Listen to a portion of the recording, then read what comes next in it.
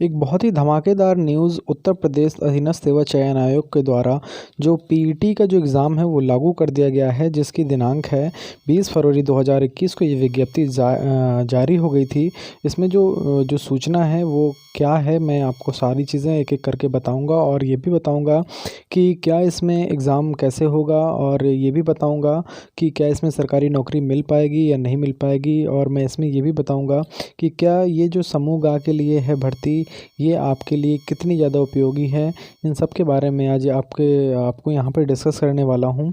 तो यहाँ पे देखिए, आवश्यक सूचना में लिखा हुआ है कि उत्तर प्रदेश शासन के कार्मिक अनुभाग 3 द्वारा निर्गत किए गए शासनादेश संख्या 1103 का एक जो विज्ञप्ति है वो 20/11/2020 के अंतर्गत समूह के पदों के भर्ती हेतु आवेदन प्रक्रिया एवं द्विस्तरीय परीक्षा प्रणाली अपनाए जाने का अनुमोदन प्रदान किया गया है। यानी कि यहाँ पर जो है द्विस्तरीय परीक्षा प्रणाली होगी।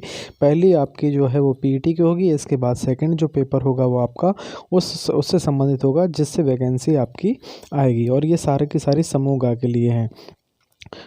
इसमें आगे बढ़ते हैं और देखते हैं और क्या क्या लिखा हुआ है इसमें कि ये जो मेन है, इसमें आपका उपयुक्त विषय के संबंध में अपने पत्र संख्या का कृपया संदर्भ ग्रहण करने का कष्ट करें, जिनके द्वारा उत्तर प्रदेश अधीनस्थ सेवा चयन आयोग यानी कि UPSSC आयोग की परिधि में आने वाले सभी पदों पर चयन हेतु प्रथम स्तर पर आयोजित किए जाने वाली प्रारंभिक परीक्षा। देखिए यहाँ पे साफ साफ लिखा गया है कि प्रथम स्तर पर आयोजित की जाने वाली प्रारंभिक अर्हता परीक्षा है ये। तो आपको इसको पहला ही मान के चलना है। और इसका जो पीईटी का जो नाम है वो आपका ये है कि प्रिलिमिनरी एलिजिबिलिटी टेस्ट, जिसको हम पीईटी के नाम से जानेंगे अब आज से। तो इसमें देखते हैं कि क्या सिलेबस है और इन सब के विषय में अभी चर्चा करेंगे हम धीरे धीरे करके। सबसे पहले जो हमारे पास सिलेबस आ रहा है, देखिए यहाँ पर सीधा सीधा से लिखा है कि प्रश्नों की संख्या यहाँ पर 100 होने वाली है। और यहाँ जो परीक्षा की अवधि है वो 2 घंटा होने वाली है। इसमें जो पूर्णांक होगा आपका वो 100 अंक का पूर्णांक होगा। और इसको किस तरह से विभाजित किया गया है प्रति विषय के हिसाब से विषयवार, तो इसके बारे में भी देख लेते हैं नीचे क्या क्या इसमें विभाजित किया गया है। तो सबसे पहले जो है इसमें आपका भारतीय इतिहास, इंडियन हिस्ट्री से 5 नंबर के क्वेश्चन आएंगे, जिसमें सिंधु घाटी की सभ्यता, वैदिक संस्कृति, बौद्ध धर्म, जैन धर्म, मौर्य वंश, गुप्त वंश, हर्षवर्धन, राजपूत काल। काफ़ी पेपर का जो पैटर्न है वो UPPCS लेवल का कर दिया गया है और काफ़ी आसानी रहेगी लोगों को इसमें एग्ज़ाम देते समय। ये तो रहा भारतीय इतिहास, इंडियन हिस्ट्री। और इसमें कुछ और भी बाकी है, जैसे सल्तनत काल, मुगल साम्राज्य, मराठा, ब्रिटिश राज, अभ्युदय, ब्रिटिश राज, सामाजिक आर्थिक प्रभाव। ये सारा का सारा कितने नंबर का आएगा, ये इनसे 5 नंबर के क्वेश्चंस उठाए जाएंगे। दूसरा जो है आपका यहाँ पर भारतीय राष्ट्रीय आंदोलन में स्वाधीनता आंदोलन, स्वदेशी क्रांतिकारी आंदोलन, विधायी संशोधन, भारत छोड़ो आंदोलन, इनसे भी 5 नंबर आपके उठाए जाएंगे। अगला है जो भूगोल है। भूगोल में देखते हैं कि क्या क्या चीज़ें हैं। भूगोल में आपका भारत एवं विश्व का भौतिक भूगोल, नदियाँ, घाटी, पर्वत, पहाड़ियाँ, मरुस्थल, शुष्क क्षेत्र, वन, खनिज संसाधन, जलवायु, मौसम, टाइम जोन, राजनीतिक भूगोल, विश्व का भूगोल, भारत का भूगोल, जनसांख्यिकी परिवर्तन का प्रवास, ये सारा का सारा आपका भूगोल से, इसमें भी आपको 5 नंबर से आपके यहाँ से सवाल उठाए जाएंगे। अगला जो इसमें टॉपिक जो डाला गया है वो ये है कि भारतीय अर्थव्यवस्था यानी कि इंडियन इकोनॉमी। इसमें क्या क्या लिया गया है कि भारतीय अर्थव्यवस्था 1947 से 1991 तक, 1947 से 1991 तक की भारतीय अर्थव्यवस्था में क्या क्या है। योजना आयोग, पंचवर्षीय योजनाएं, मिश्रित अर्थव्यवस्था, हरित क्रांति, दुग्ध विकास, ऑपरेशन फ्लड, बैंकों का राष्ट्रीयकरण एवं सुधार, वर्ष 1991 में आर्थिक सुधार एवं उसकी अवस्था, वर्ष 2014 के पश्चात आर्थिक सुधार, कृषि सुधार, ढांचागत सुधार, श्रम सुधार। तो ये इससे भी आपके कितने नंबर उठाए जाएंगे, 5 अंक उठाए जाएंगे आपके यहाँ से। अगला देखते हैं क्या है इसमें। अगला है आपका, देखिए यहाँ पे एक चीज़ और मैंने देखी कि GST भी यहाँ पर लागू किया गया है। GST, तो GST से भी आपके सवाल आएंगे, तो वो भी उसी भूगोल में ही इकोनॉमी में ही आपका आ जाएगा। जो अगला है इसमें भारतीय संसाधन एवं लोक प्रशासन, इससे आपका भारतीय संविधान आएगा, Indian constitution and public administration से संबंधित, जिससे मौलिक अधिकार हो गया, संसदीय प्रणाली हो गई, भारतीय संविधान की मुख्य विशेषताएं हो गई, राज्य के नीति निर्देशक सिद्धांत हो गए, न्यायिक ढांचा, सर्वोच्च न्यायालय, जिला प्रशासन, स्थानीय निकाय, पंचायती राज संस्थाएं, इनसे भी आपके 5 नंबर उठाए जाएंगे, यानी कि 5 प्रश्न यहाँ से भी उठाए जाएंगे आपके। तो अगला देखते हैं क्या है, सामान्य विज्ञान। देखिए सामान्य विज्ञान को थोड़ा सा छोटा रखा गया है। सामान्य विज्ञान में आपका प्रारंभिक भौतिक विज्ञान, रसायन और जीव विज्ञान, एक्चुअली इन्होंने तीनों को एक विज्ञान के तौर पे दे दिया है कि भौतिक विज्ञान भी आ गया प्रारंभिक में, ठीक है, जनरल भौतिक विज्ञान आ गया आपका, जनरल रसायन विज्ञान आ गया आपका, जनरल जीव विज्ञान आ गया। तो इनसे भी 5 नंबर के सवाल उठाए जाएंगे। नेक्स्ट जो है प्रारंभिक अंकगणित है। इसमें आपका प्रारंभिक गणित में जो है आपका मेन मैटर जो आएगा वो पूर्ण संख्या, भिन्न दशमलव, प्रतिशतता, साधारण अंकगणितीय समीकरण, वर्ग एवं वर्गमूल, घातांक, औसत, ये भी आपसे यहाँ से भी आपके 5 नंबर उठाए जाएंगे। और आगे देखते हैं हिंदी में क्या क्या दे रखा है इन्होंने।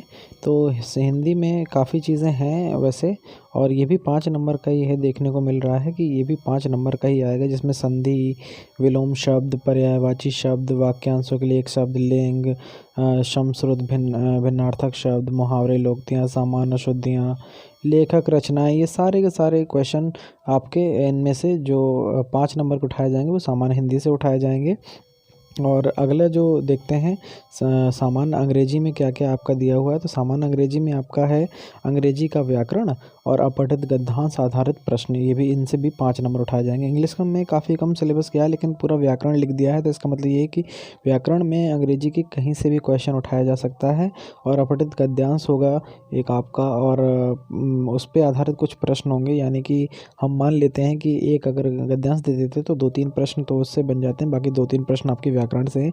वैसे अगर सुनने में तो 5 नंबर का आ रहा है तो बहुत ही ऐसा लग रहा है कि काफ़ी इजी होगा, लेकिन इंग्लिश आपकी काफ़ी इसमें टफ आने वाली है, मुझे ऐसा अनुमान मैं ऐसा लगा पा रहा हूँ। और देखते हैं तर्क शक्ति में, यानी कि रीजनिंग में क्या क्या चीज़ें हैं, यहाँ से भी 5 नंबर उठाए जाएंगे।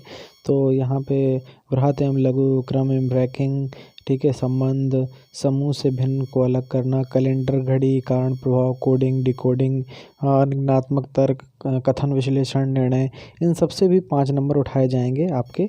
तो पीटी एग्ज़ाम जो है काफ़ी लोगों को हेल्पफुल भी साबित होगा और काफ़ी लोगों के लिए परेशानी का कारण भी बनेगा। जो लोग यूपी पीएससी लेवल की तैयारी कर रहे हैं, पीसीएस लेवल की जो तैयारी कर रहे हैं, उन लोगों के लिए काफ़ी आसान चीज़ हो जाएगी ये। और बाकी जो थोड़ा सा नॉर्मल कैटेगरी के लोग हैं, जिनका पढ़ाई में कम मन लगता है या फिर कम पढ़ते हैं, या फिर उनको उनकी क्षमता ही उतनी है लेकिन इतनी तो एबिलिटी रखते हैं कि कम से कम एक गवर्नमेंट जॉब हासिल कर लें, तो उनके लिए थोड़ा सा मुश्किलें पैदा होने वाली हैं यहाँ पर। तो अब देखते हैं कि आपका समसामयिकी यानी कि करंट अफेयर्स से आपका भारतीय एवं वैश्विक पूरा का पूरा 10 नंबर का यहाँ से प्रश्न उठाया जाएगा। उन्होंने एक लाइन में लिख दिया कि भारतीय एवं वैश्विक करंट अफेयर्स, तो इसका मतलब है कि पूरा आपका ओवरऑल पढ़ना पड़ेगा, नेशनल और इंटरनेशनल दोनों, उससे 10 क्वेश्चन उठाए जाएंगे। और नेक्स्ट है समान जागरूकता, यहाँ से भी आपके 10 क्वेश्चन उठाए जाने हैं, और इसमें काफ़ी कुछ चीज़ें हैं। समान जागरूकता यानी कि जनरल अवेयरनेस में आपके भारत के पड़ोसी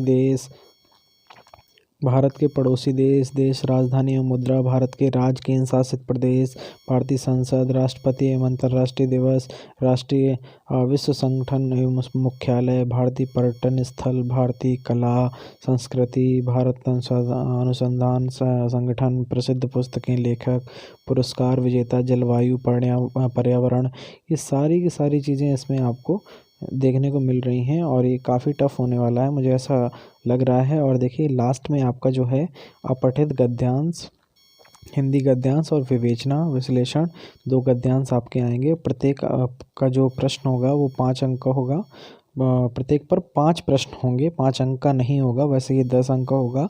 इसमें से आपके 2 गद्यांश आएंगे, जिसमें से एक गद्यांश में 5 अंक मिलेंगे, मतलब 5 अंक के सवाल होंगे, और दूसरे गद्यांश से फिर से 5 अंकों का प्रश्न यहाँ से हमें मिलेंगे। अब आगे देखते हैं क्या लिखा है इन्होंने। अभी तो बहुत भी है इसमें, 14 और 15 2 अभी और बचे हुए हैं, तो इनको भी देख लेते हैं। तो ग्राफ की व्याख्या एवं विश्लेषण 2 ग्राफ आएंगे, उनमें से प्रत्येक पर 5 प्रश्न होंगे, ये भी 10 अंक का है। और तालिका की व्याख्या एवं विश्लेषण, ये भी 10 अंक का है, प्रत्येक 2 तालिकाएं पर 5 प्रश्न का इसमें अनुबंध किया जा रहा है।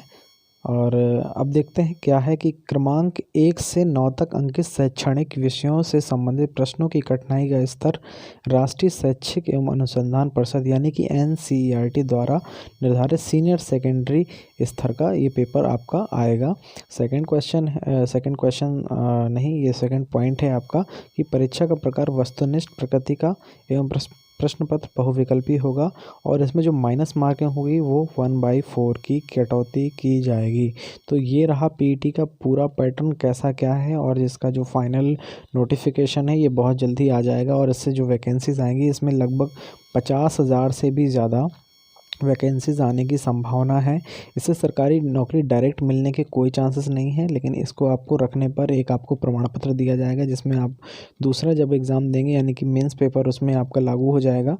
तो आपके पास अगर ये क्वालिफाई हैं आप, तो दूसरे पेपर के लिए आप एलिजिबल हो जाएंगे। तो ये सबके लिए ज़रूरी है और इसमें आपको काफ़ी मेहनत करनी पड़ेगी दोस्तों। तो आज से ही लग जाइए और हमारे चैनल को सब्सक्राइब करिए, शेयर करिए, इस वीडियो को ज़्यादा से ज़्यादा लोगों तक पहुँचाइए। Thank you so much.